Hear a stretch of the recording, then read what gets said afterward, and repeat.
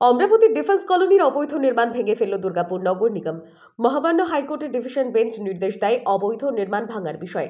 আজ সকাল থেকেই বিরাট পুলিশ বাহিনী দুর্গাপুর নগর নিগমের আধিকারিকগণের উপস্থিতিতে বোল্ডোজার দিয়ে সব ভেঙে ফেলা হয়। এ বিষয়ে এলাকার বাসিন্দা বাবলু মণ্ডল বলেন, হাইকোর্টের নির্দেশে অবৈধ নির্মাণ ভেঙে ফেলা হচ্ছে।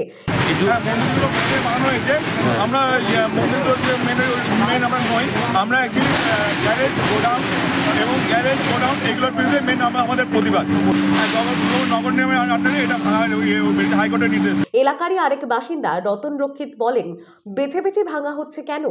ভাঙলে সবই অবৈধ নির্মাণ ভাঙা হোক। স্থানীয় সূত্রে খবর, ডিফেন্স কলোনির পুরাতন সোসাইটির অবৈধ নির্মাণ করেছিল, এখন নতুন কমিটি অবৈধ নির্মাণ ভাঙার পক্ষে সহযোগিতা করছে। এখানে হাইকোর্ট একটি নির্দেশ দিয়েছে, অর্ডার এসছে। এখানকার কিছু মানুষ হাইকোর্টকে জানিয়েছিল যে এখানে অনৈতিকভাবে ঘরবাড়ি হয়েছে, তার পরিপ্রেক্ষিতে ভাঙতে এসছে। এখানে যে বিস্তীর্ণ অঞ্চল, এই যে দোকানঘরগুলো আছে বাজারের, এবং সেই দোকানঘরের পাশে একটি বাথরুম পায়খানা আছে, গ্যারেজ ঘর আছে, সোসাইটির মন্দির আছে, সোসাইটির অফিস আছে, অরবিন্দ ভবন আছে, স্কুল আছে। এমনকি যারা ভাঙবার জন্য হাইকোর্টে আবেদন করেছিলেন, সেই বিনয় মজুমদারের বাড়ির গ্যারেজটিও অনৈতিকভাবে তৈরি। এবং আরেকজন জ্যোতি চক্রবর্তী, এখনকার সোসাইটির বোর্ডে আছেন সেক্রেটারি। তিনি সোসাইটির আইনকে লঙ্ঘন করে একটি বাড়ি, তার বাবার বাড়ি, সে দখল করে ভাড়া দিয়েছে এবং একটি নিজে বাড়ি করেছে।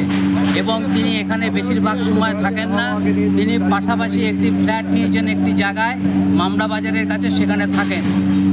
এইটা সম্পূর্ণভাবে বেনৈতিক এবং বেআইনি হয়েছে। তার কারণ অমরাবতীর ম্যাক্সিমাম জায়গায় দখল করে তৈরি হয়েছে। হাইকোর্টের অর্ডার অনুযায়ী সমস্ত অবৈধ জিনিস ভাঙতে হবে। যদি তাই হয়ে থাকে তাহলে সমস্ত কিছুই ভাঙাও। হাইকোর্ট তো বলেনি যে তুমি গ্যারেজটি ভাঙো, তুমি মন্দিরগুলি ভাঙো, তুমি চার ধাম ভাঙো, তো বলেনি। উনি বলেছেন যা অবৈধ তা ভাঙুন।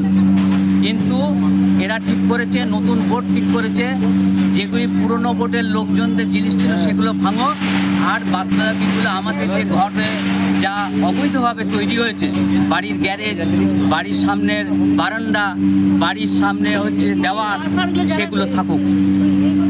Bureau report, page 3 news.